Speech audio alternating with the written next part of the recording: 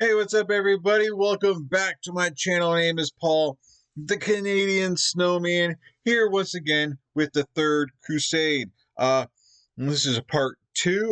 We've already done part one, so if you haven't checked that one out, you should definitely go check that out. And also done the first Crusade. It's been a long time, so I don't really remember a whole lot about that one, but I find that you really don't need to know a whole lot for this one. Even like I do remember some of it, but this one we have Richard the Lionheart and we have Saladin. So I've actually heard both those names before, uh, before this series. So that like those names aren't, aren't unfamiliar. I don't really know anything. I just know the names really. I don't know like the history of them or what they either one has accomplished. But I have heard them because I guess they're pretty popular names. I mean, one's like I don't want to get when it comes to talking about religion, I always feel like I get myself in trouble because, like I said, I'm not a religious person, so so I don't know much about them, and I know it's a touchy subject. Uh, Saladin, is he like kind of like the leader, the general of like the Muslims? He was the one that was like you know in control over there, and I would just say uh Richard Lionheart, he's not in control of the Crusades, so he's just because he's king of England, right? But I know some of you guys were a lot of you guys were saying that that the map was kind of wrong, that it should be mostly French. It's just that it was an English person kind of with married into French. I'm not sure, but I understand what you guys are saying.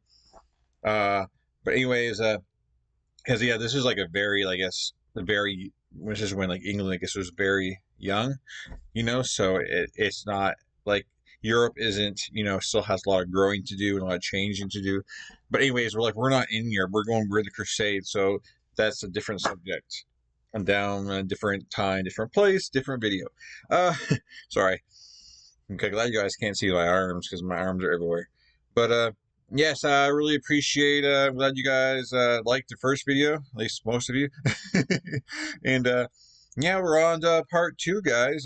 Part two, well, Fall of Acre. We had a really cool battle last time. The Crusaders were kind of stuck between, like the castle or the fort, whatever it's called, and then Saladin's troops, and they had it was. I found it was like basically like a stalemate, right? Like there was no big victory on either side. Uh, I mean, the Crusaders got some backup when they were. I guess they really needed most. I think Saladin kind of maybe wasted an opportunity there. Instead of like by being too careful. I'm not sure. Uh, but yeah, let's just jump into it, guys. Because I guess we're gonna get a siege going on here. Obviously, it falls. I mean, that's the name of the video. But I wonder how long it takes, and I wonder if it's gonna like tell us.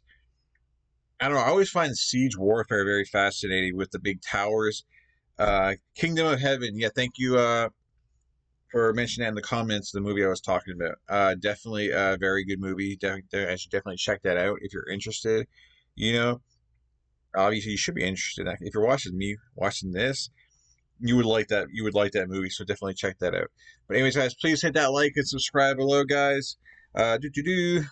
Because if you're new here, we have a lot of fun doing these videos. It's just very fun to learn about history. If you know history, like I'm rambling on again because I enjoy watching reaction videos.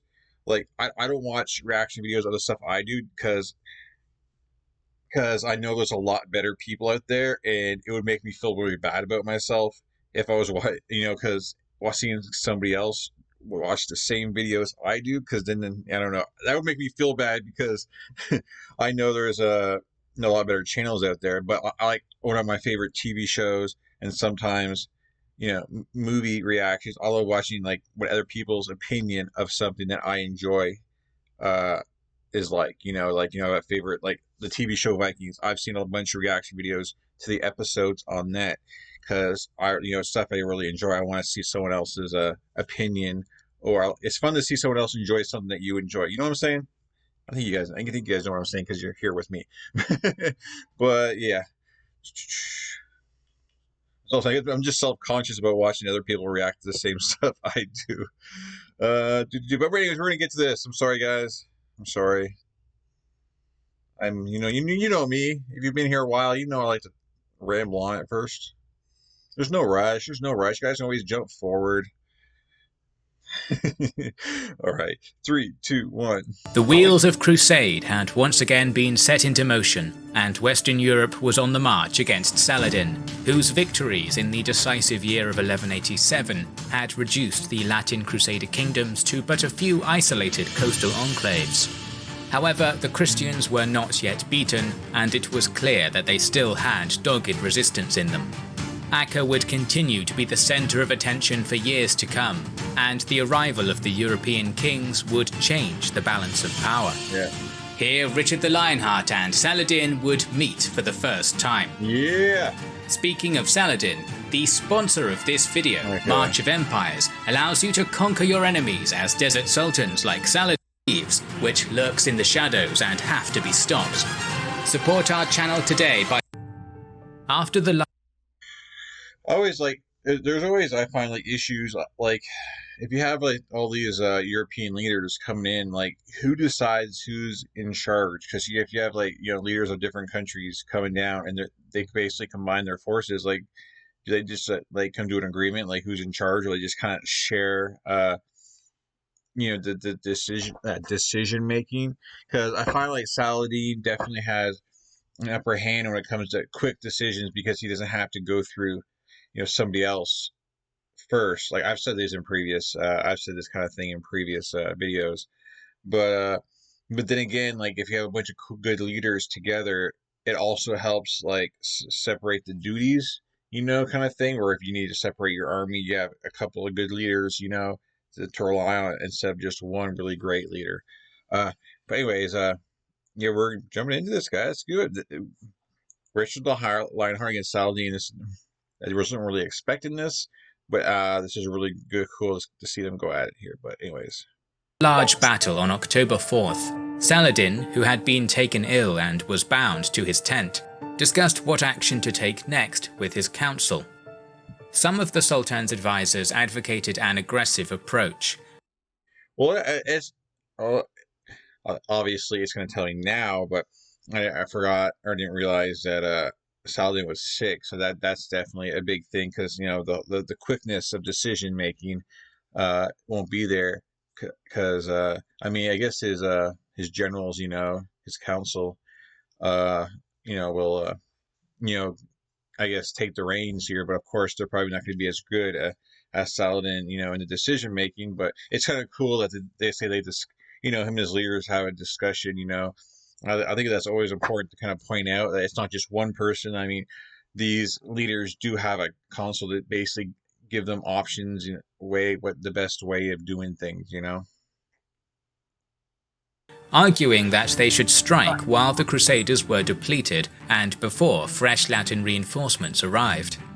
The Muslim army was also becoming more and more exhausted as time went on. Other members of Saladin's council professed that a cautious and patient strategy was best, because the Crusaders were essentially pinned in place between the field army and the garrison in Acre. The sickly Sultan chose the latter option, and the army remained in its defensive position, prolonging the siege by not seeking a decisive victory. Though the Ayyubid army had the luxury of choice in action, dire news was beginning to reach Saladin from the north. The powerful Emperor Frederick Barbarossa had begun his great march toward Syria, supposedly accompanied by over 200,000 troops. Of course, these were greatly inflated numbers, but the overestimation shows the fear that the Muslims had of this additional Western army. Taking action in response to this news, the Sultan sent one of his subordinates, Ibn Shaddad, on a recruiting mission across his realm to raise more soldiers.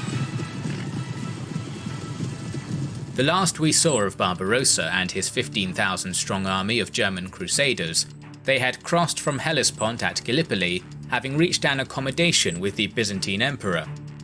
Moving quickly east, the German army then forged a route southeast through Greek territories before crossing into Turkish lands in late April, where they encountered the first sparks of Muslim resistance.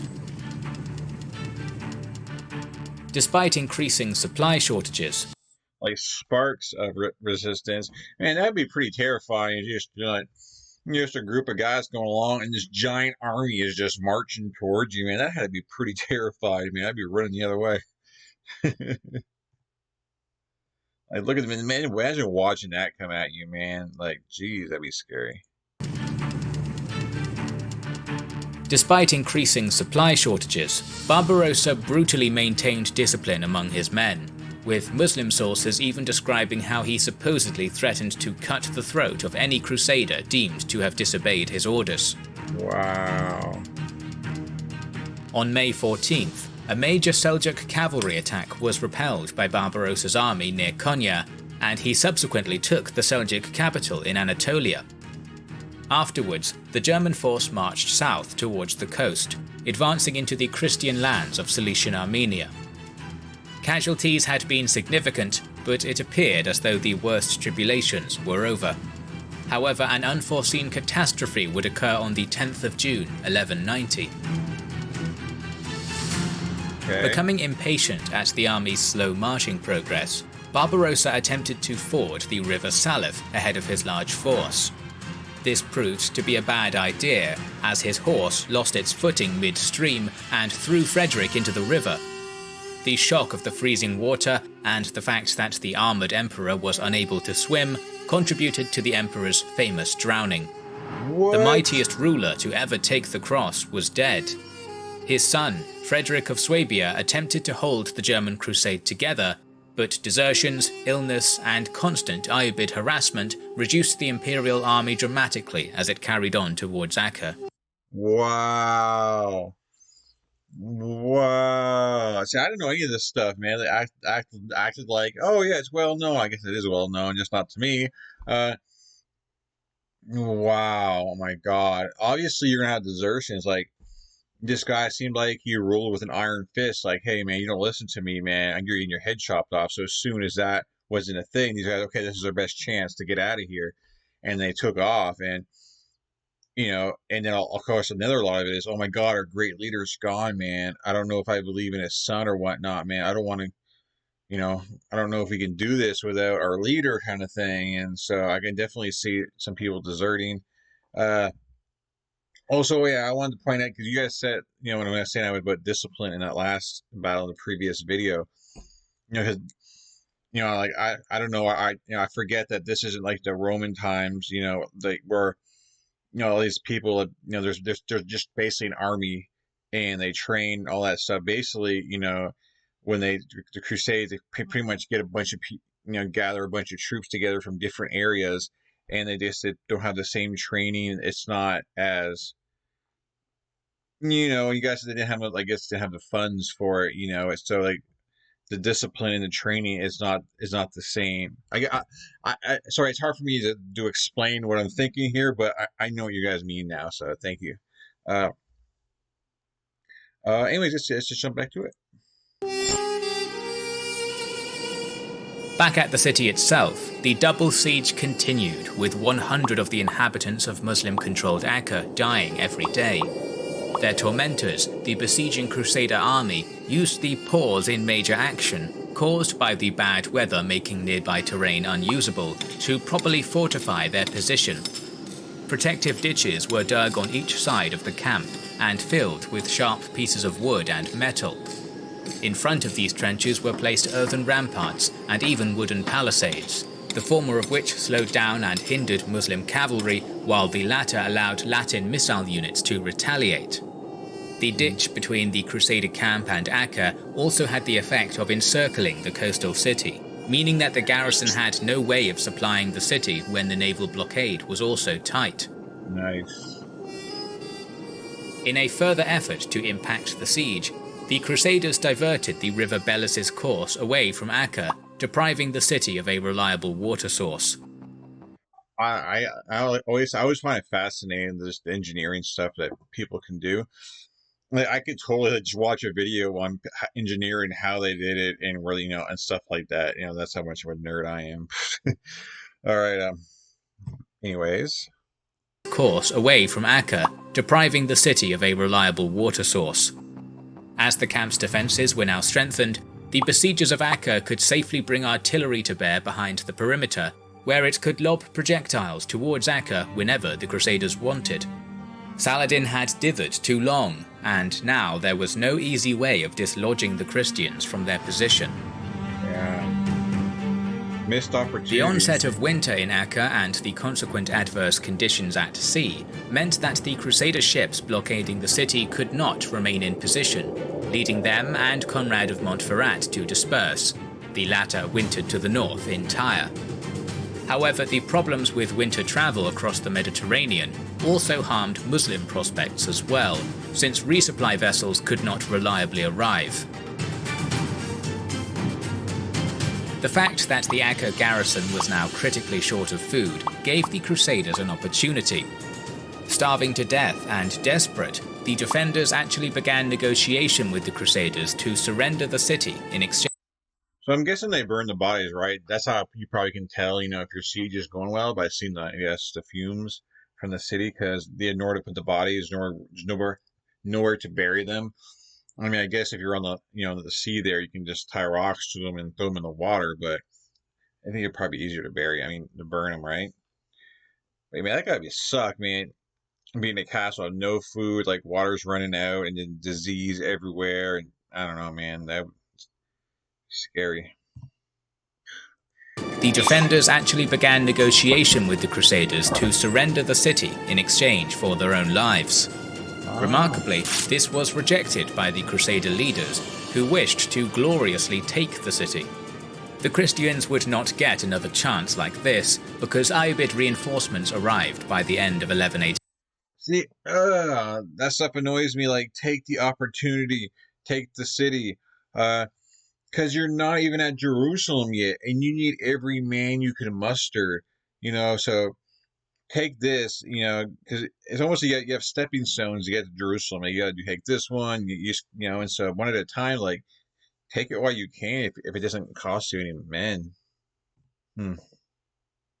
Get another chance like this, because Ayyubid reinforcements arrived by the end of 1189. An Egyptian land army commanded by Saladin's brother came, bringing supplies, weapons, and food.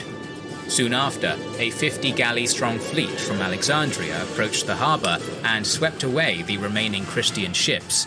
For the first time in months, the city was supplied. As 1190 dawned, fighting on land continued only as light skirmishes.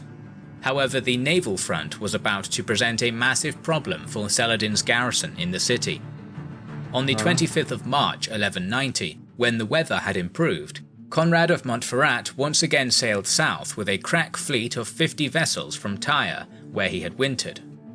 Guy of Lusignan and Conrad had previously been rivals, but in exchange for sovereignty over Tyre, Beirut, and Sidon, he became Guy's right-hand man and came to the aid of the Crusaders that Easter. As Conrad's fleet approached the Acre harbour, the roughly equally sized Muslim fleet sortied out to meet it in open battle.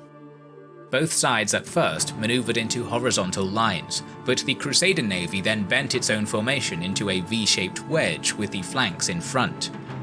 The battle began with the sounding of trumpets from the decks of the ships, and as the navies closed into missile range, the Muslim forces shot arrows and bolts at their enemy. The Christian forces responded in kind, and both sides suffered losses. I just want to say, I'm glad they showed this visual, because, like in the Caesar and Hannibal stuff, I don't really know what they're throwing missiles at them, but you automatically think modern warfare missiles, stuff like that. You don't think like spears and stuff like that. So it's kind of cool that they give you that visual, because man, wouldn't that suck to be on on the top of the ship and seeing that being flying at you, man? Man, I don't know if it's better to fight on land or on sea on a ship. What do you guys think? Oh, man. And both sides suffered losses. As the opposing forces sailed into close quarters, The Crusader galleys turned inwards, exploiting their V formation and the iron spurs of their ships. They charged against the sides of the Muslim vessels, and a fierce conflict began. Men from both sides threw grappling hooks and boarded their enemy, while the Muslim vessels catapulted jars of Greek fire at the Christians, incinerating many. The sea battle was a tight affair which lasted for almost a day, but Greek fire, like that's that stuff that another thing I can't explain, but man, that like melts you, doesn't it? You know, like if you get that on you, man, that stuff just very hot, pretty much, right? Wow. The sea battle was a tight affair which lasted for almost a day, but at its conclusion, more Muslims had perished and the Ayyubid fleet was blockaded in the port.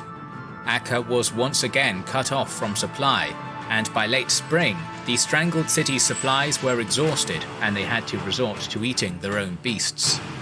Wow. On land, the campaigning season began in late April, when the weather improved enough for the terrain to be usable. Despite the continuous stream of Crusader reinforcements arriving by sea, Saladin still at this point had the manpower to overwhelm his enemy. However, his anxiety about the approach of the German army under Barbarossa prevented him from concentrating his full force onto the siege at Acre. He was unaware that the Emperor and the majority of his crusading efforts with him had perished in Asia Minor. Nevertheless, even in its non-presence, the looming threat of the Holy Roman Empire's large army contributed to the Christian cause. When Saladin's reinforcements began to arrive early in the campaigning season, he immediately sent them north to bolster defences in Syria in an ultimately useless venture.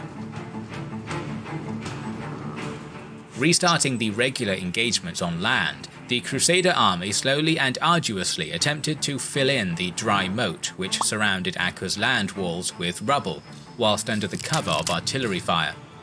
The garrison did its best to hamper these efforts with missile and artillery fire of its own, but the Crusaders were determined. It is said that one Frankish woman was mortally wounded whilst carrying stones to the moat, and requested that her body be thrown into the moat to fill it even more. Wow. Gradually the moat filled and allowed the Christian attackers a route to the walls, a path which siege weapons could use. In the final days of the winter-induced halt in operations, the Crusaders manufactured vast amounts of siege weapons. In addition to catapults, mangonels, covered huts and battering rams, the largest engines of war were 3 massive siege towers. They were 30 meters and 5 stories tall, mounted on wheels and covered in fireproofing material, while a rope net designed to protect the structure from Acre's artillery stretched in front of each tower. Seeing these formidable engines of destruction, the garrison was disheartened and again entered into negotiations to surrender the city. However, the Crusaders once again refused, believing their new weapons would allow them to win a complete victory. On May 3rd, Guy and the other Crusader leaders packed the towers with soldiers. Crossbowmen and archers took positions on the tops, while spearmen and pikemen piled in below.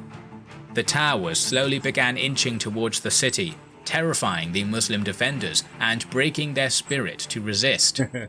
From the city, a messenger snuck through the Crusader blockade and informed the Sultan that collapse was imminent. Responding swiftly to this revelation, Saladin formed up his army into left, centre and right contingents before attacking the enemy defences from the outside, trying to draw their attention from their siege. The towers slowly moved towards the walls, but as they entered artillery range they were pelted by jars of Greek fire.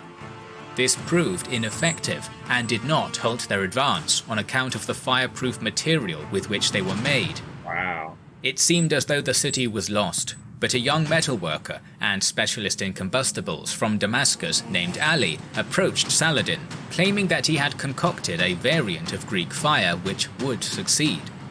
He was smuggled into the city, and his recipe proved successful. After the naphtha was repeatedly pelted at the 3 towers, they all burned to the ground.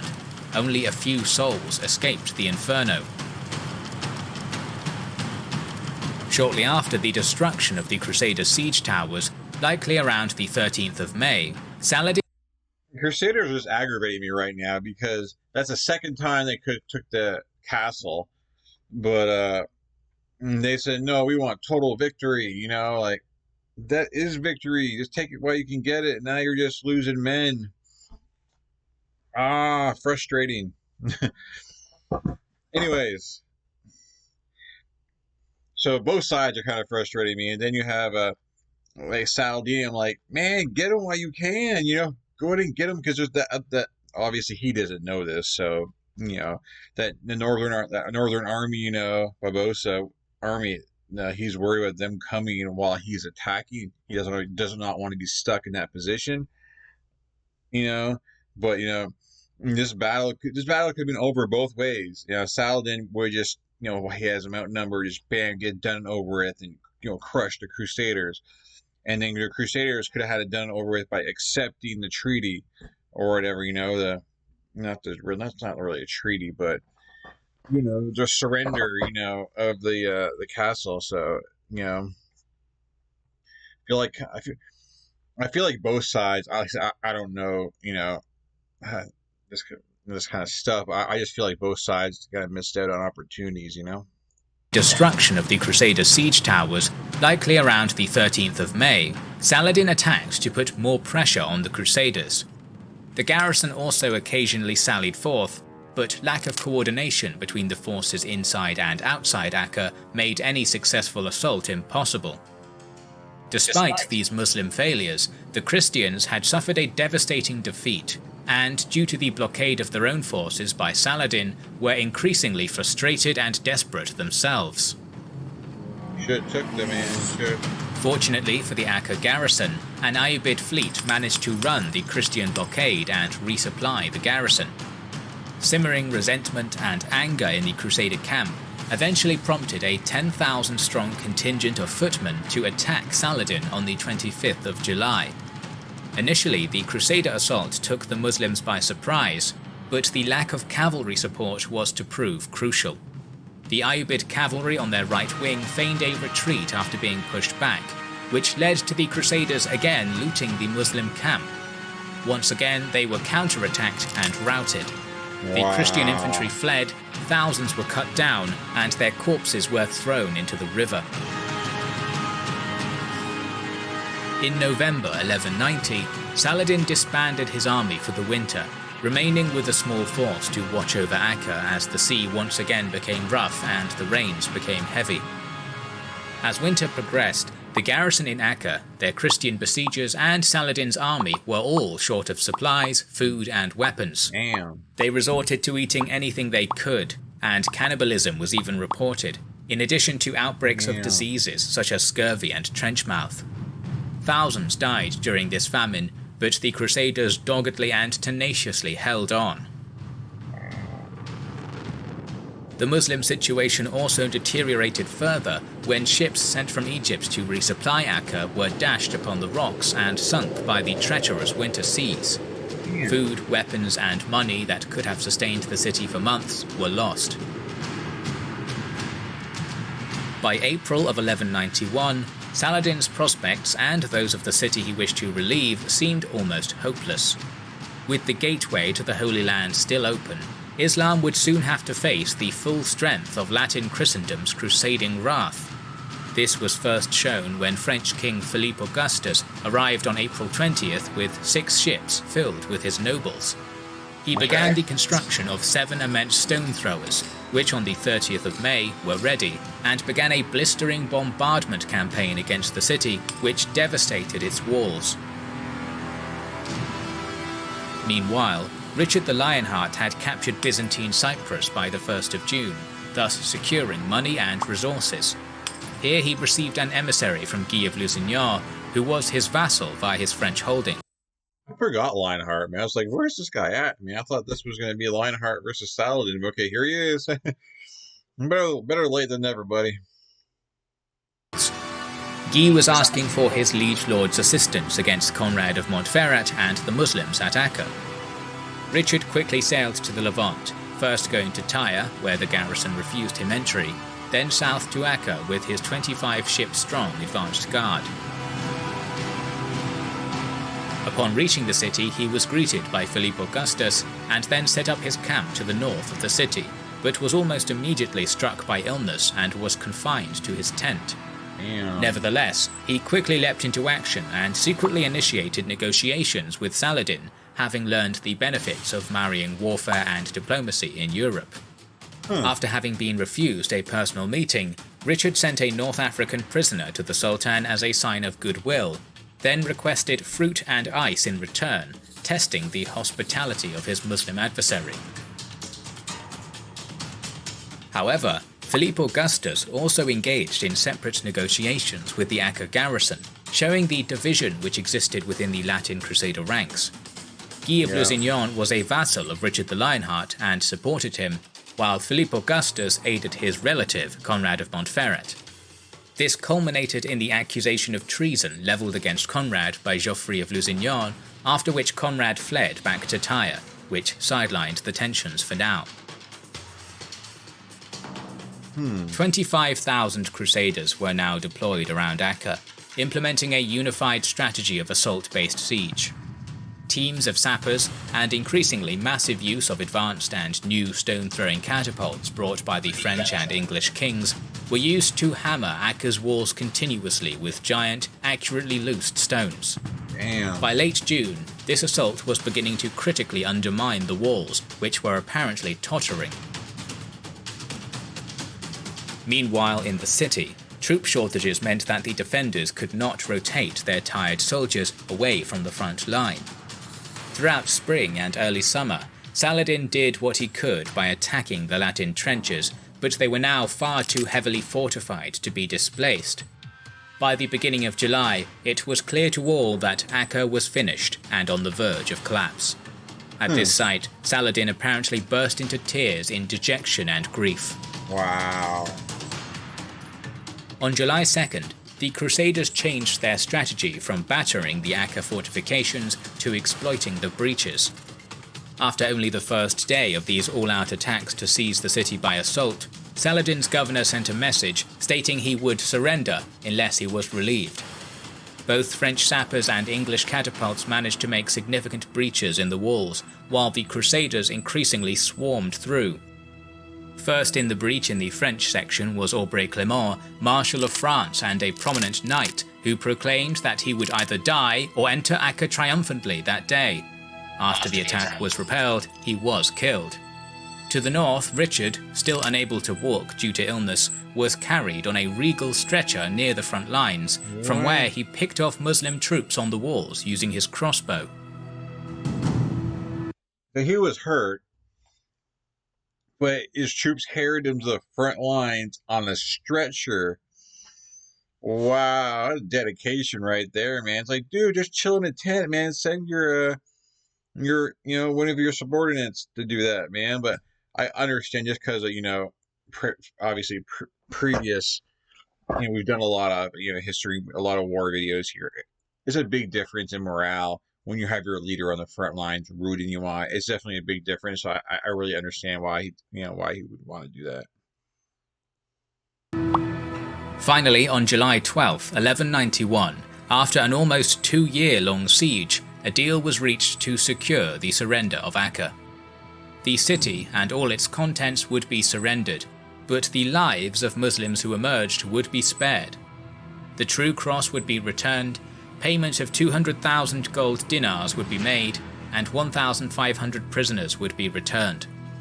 After such a long siege, a sudden peace ended the violence, rather than a feral, blood-soaked sacking.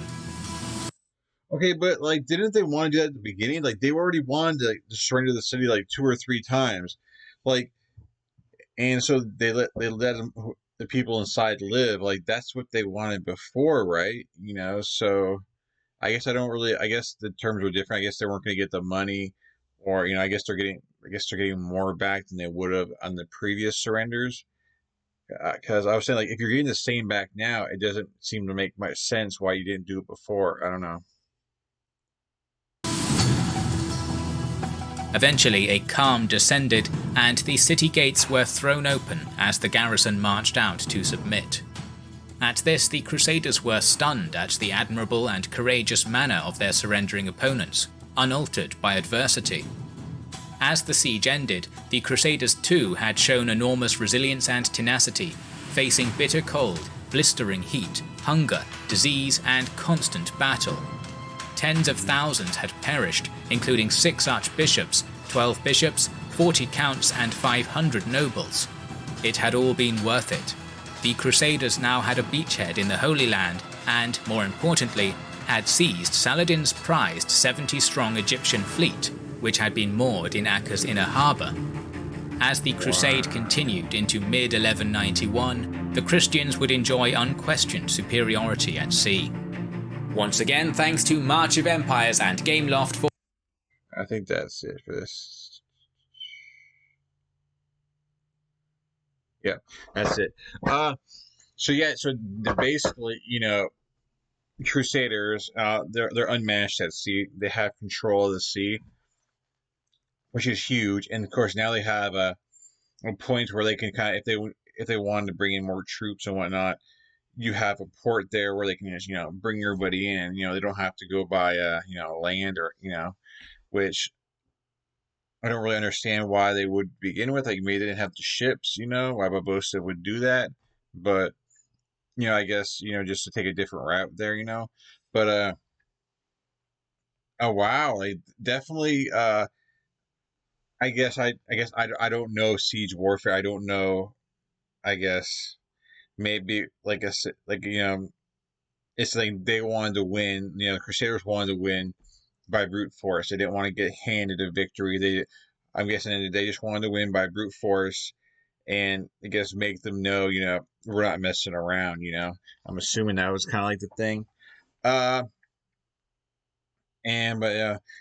Saladin, man, like, it hurt him, dude. Like, apparently he got emotional from that, and I definitely think he's gonna come back stronger from this.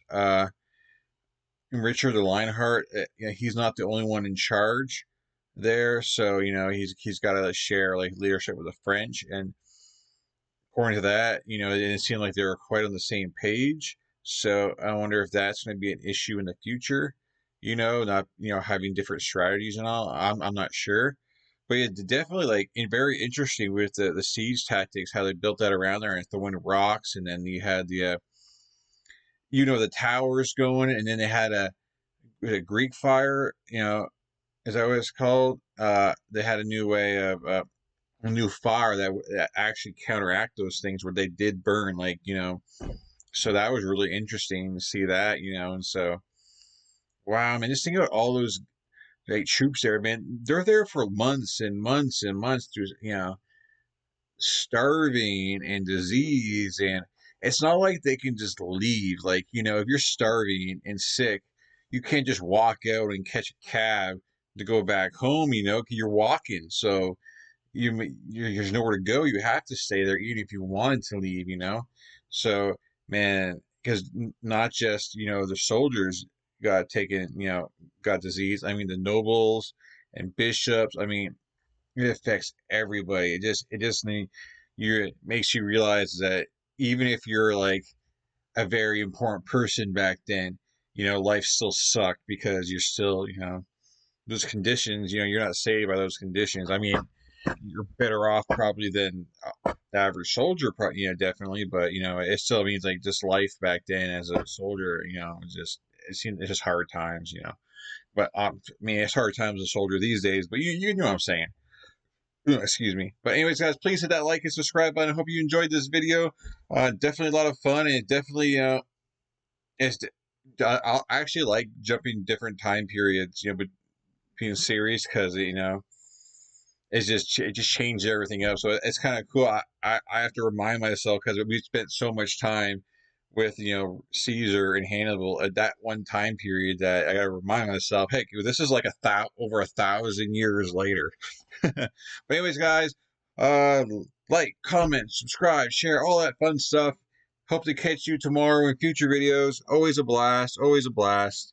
And I hope you guys have fun with me, and I will catch you guys. Yeah, I already said I'll catch you guys tomorrow. Peace. Have a good night. You guys are awesome. Love you.